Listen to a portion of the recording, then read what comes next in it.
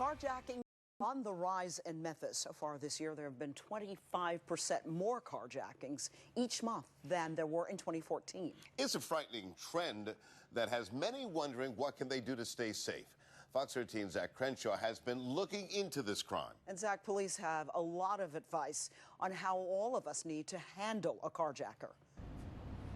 That's right, Merle. Their main point: comply. They say no piece of property, your car, is worth your life, and you have split seconds to decide if you're going to flee or fight. And in those seconds, you got to be very sure that that person who's trying to carjack you does not have a gun, because it is not worth dying over. But police say instead of playing out what to do if you get carjacked, the better use of your time is to make sure you're not put in that position in the first place. And there are things you can do to stop yourself from being the next victim. It could happen any day. Your keys in hand, and before you know it, someone else is driving away in your car. It's basically a crime of opportunity. I mean, it can occur anywhere and at any time of day, night, or location. And to anyone. Don't think so? It's a very scary situation. Just ask Shelby County Detective Calvin Grantham, who's built like a linebacker. I was walking to my vehicle and, just kind of noticed somebody in the background and didn't pay much attention to it after that. And once I sat down in my car, I had a pistol at the side of my head. The detective hopes others in the Mid-South learn the lesson he did without the near-death experience. They don't care who you are, they just look at your actions. Recent numbers show Memphians have been easy targets. In August alone, 25 people were carjacked, the most in more than 2 years. The men who investigate the crimes say they see a pattern with the victims. Somebody that's not paying attention to their surroundings. Don't let your phone be a distraction.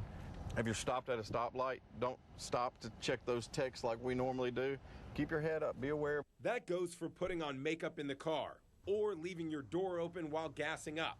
And if you're in traffic, just always give yourself an escape route. Give yourself plenty of room with the car in front of you, so in case you need to escape because you see trouble coming. Same with outside of your car. If you see someone lingering nearby, don't forget your panic alarm on your vehicle remote. The would-be, let's say, carjacker hopefully would avoid that attention and leave.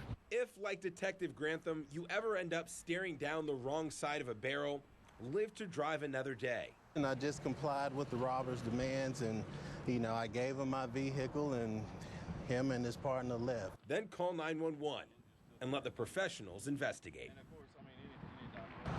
And it really is all about awareness. Two of the most common places for carjackings are actually gas stations while you're filling up and intersections when you're at a stoplight and you're on your phone, as you saw some of the common mistakes that people make. Now, if you do find yourself, heaven forbid, in a scenario where your car is taken and you're left somewhere, there are two things you should do. Number one, call 911 right away, but make sure you have your license plate memorized so you can give that information to police immediately and they can blast that out there. The same goes for suspect descriptions. Remember as much as you can in those seconds, in those moments you're getting carjacked, so police have a good description, can blast that out to all the patrol cars, and they can try and find your car as quickly as possible before it's chopped up for parts or potentially sold or used in the commission of another crime. But as you heard, this is a crime of opportunity, so make sure you're not the next victim. Reporting live tonight downtown, Zach Crenshaw, Fox 13 News.